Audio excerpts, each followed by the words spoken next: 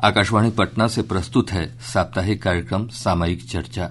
इसके तहत आप सुनेंगे स्वच्छता ही सेवा पखवाड़ा के तहत विशेष चर्चा। इसमें भाग ले रही हैं पटना की महापौर सीता साहू। उनसे बातचीत कर रही हैं आकाशवाणी समाचार संपादक डॉक्टर सविता पारीक। नमस्कार श्रोताओं, सामयिक चर्चा में मैं डॉक्टर सविता पारीक आपका स्वागत करती हूँ। कहा गया है कि स्वच्छता सर्वधनम, स्वच्छता सर्वरोगहनम, स्वच्छता सर्व सुखदम, स्वच्छता सर्वलक्षणम।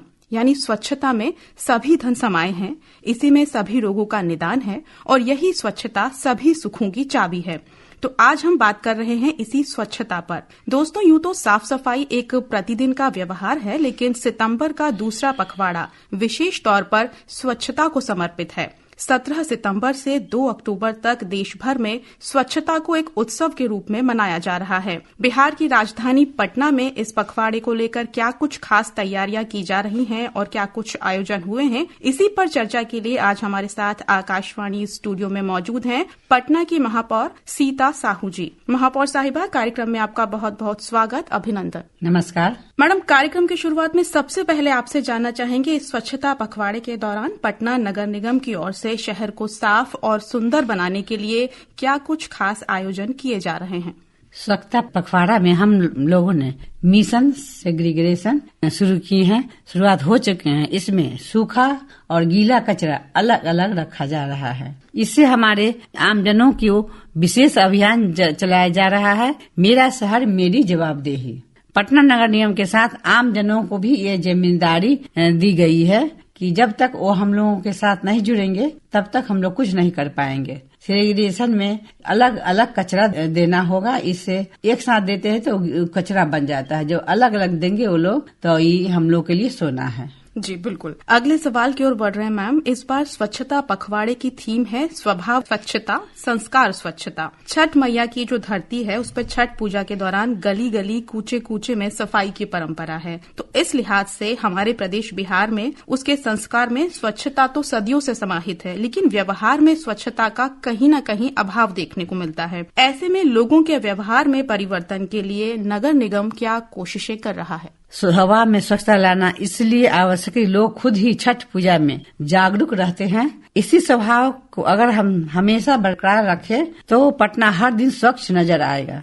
हम घर घर जाकर महिला को मोबिलाइजर करेंगे, जागरूक करेंगे। इसके साथ ही सूखे में कचरा फेंकने वालों पर दंड भी करेंगे और हमारा प्रयास है कि छठ जैसे सालों सफाई रहे। जी बिल्कुल। मैम, शहर के सीवेज और ड्रेनेज सिस्टम को सुधार करने के लिए सरकार और नगर निगम की ओर से काफी कुछ किया गया है अब तक। इस सिस्टम में और सुधार करने के लिए पीएमसी की क्या योजनाएं हैं?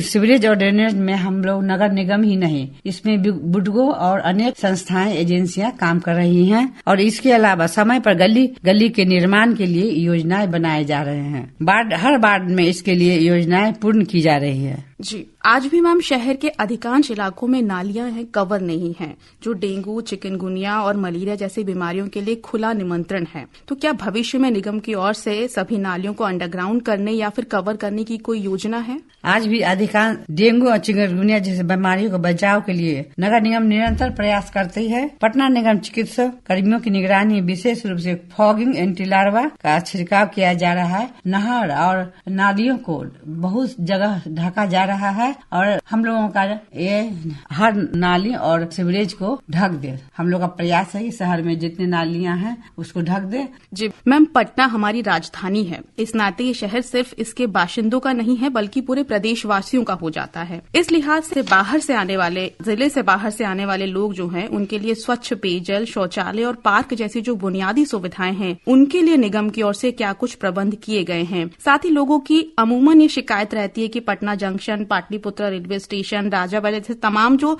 व्यस्त और भीड़भाड़ वाले इलाके हैं वहाँ पब्लिक टॉयलेट्स काफी कम संख्या में हैं और अगर कुछ हैं तो उनमें साफ सफाई प्रॉपर नहीं रहती है। तो इस पर आप क्या कहना चाहेंगी?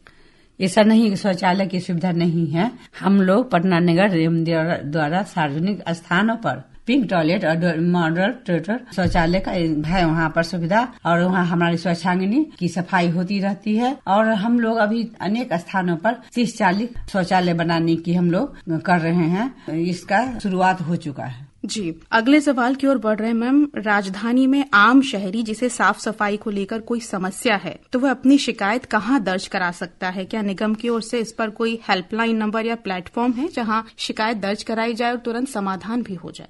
जी, ये पटना बिल्कुल नगर निगम द्वारा हेल्पलाइन नंबर 155-304 है और 24 घंटे इसकी सुविधा है। इसके बाद ही नागरिक व्हाट्सएप चैट बोर्ड 926-444-7449 मैसेज के माध्यम से शिकायत कर सकते हैं। सभी शिकायतों को ससमय दूर किया जाता है।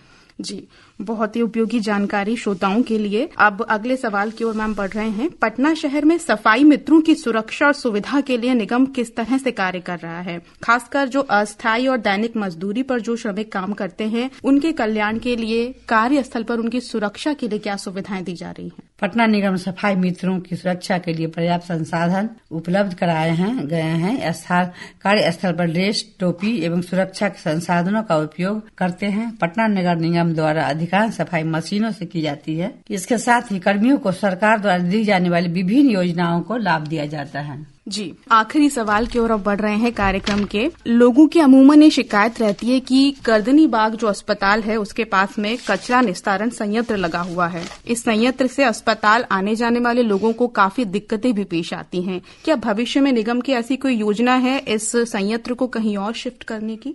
पटना निगम द्वारा बैरिया में प्लांट का निर्माण किया जा रहा है। इसके बाद पूर्ण कचरा के प्रोसेसिंग की जाएगी। इस समस्या को भी निदान किया जाएगा और कई एजेंसियों से बातचीत चल रही है और एजेंसियां आ भी रही हैं। तब हम लोग का पूरा शहर उससे खाद और बिजली के उत्पादन होने की हम लोग की समस्या जो है दूर हो जाएगी। जी मैम, कार्यक्रम के आखिर में आप श्रोताओं को, पटना वासियों को क्या संदेश देना चाहेंगी स्वच्छता के संदर्भ में? सत्यमेव जयते हम हमेशा से कहते मानते आते हैं। हम इसके एक कदम आगे बढ़ हमें स्वच्छमेव जयते मंत्र को अपनाना होगा, तब हमारा देश आगे बढ़ेगा। बहुत बहुत शुक्रिया सीता साहू मैम हमारे साथ इस कार्यक्रम में शामिल होने के लिए और इतनी उपयोगी जानकारी हमारे श्रोताओं के साथ साझा करने के लिए बहुत बहुत धन्यवाद। मैं सभी जनता को बहुत बहुत धन्यवाद देती हूँ कि आप लोग स्वच्छता कार्यक्रम में हम लोगों को मदद कीजिए। और तब हम लोगों को, जैसे पिछले साल हम लोगों को 25वां स्थान रहा और दिल्ली बुलाकर हम लोगों को 1 स्टार मिला, तो हम लोग चाहते इस बार आपकी मदद से मैं स्वच्छता में नंबर 1 तो कोशिश करूंगी आने के लिए। आप लोगों का अगर सहयोग रहा तो हम लोग 4 स्टार मिले, यही आप लोगों से आग्रह है। धन्यवाद। अभी आप सुन रहे थे साप्ताहिक कार्यक्रम सामयिक चर्चा। यह कार्यक्रम आकाशवाणी पटना के प्रादेशिक समाचार एकांश द्वारा प्रस्तुत किया गया।